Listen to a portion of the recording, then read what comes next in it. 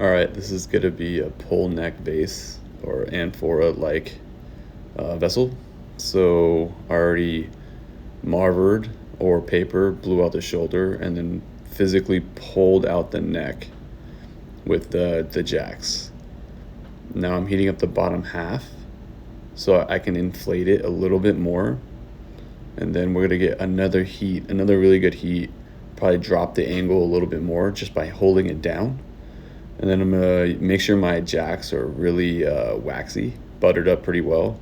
And I'm gonna divide that blown out bottom section in half, essentially, by putting a waist in there, using the jacks to do so.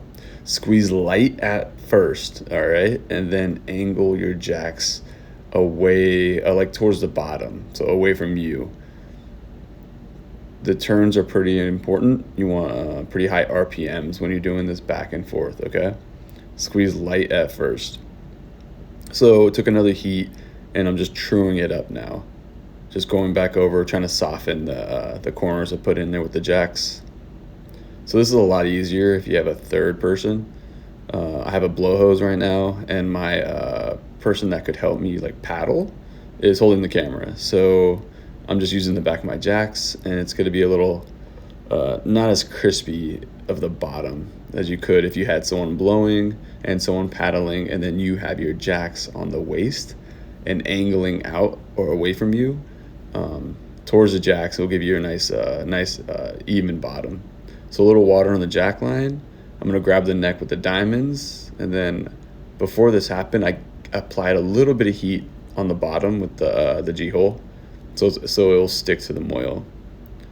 Now we're opening it up. That's a quick demo. I should trim it, and that's gonna be a separate video coming soon. So flaring, angle, truing up that neck a little bit. And the texture on the vase is like an optic stuff twist. I could do that video too soon. All right, a little bit of water on the punny, aka the moil.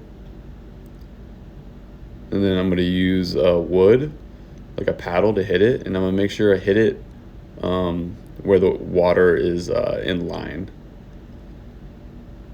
So I'm gonna keep track of where I put the water. Go to the annealer. And then give it a couple of taps, and then it comes off.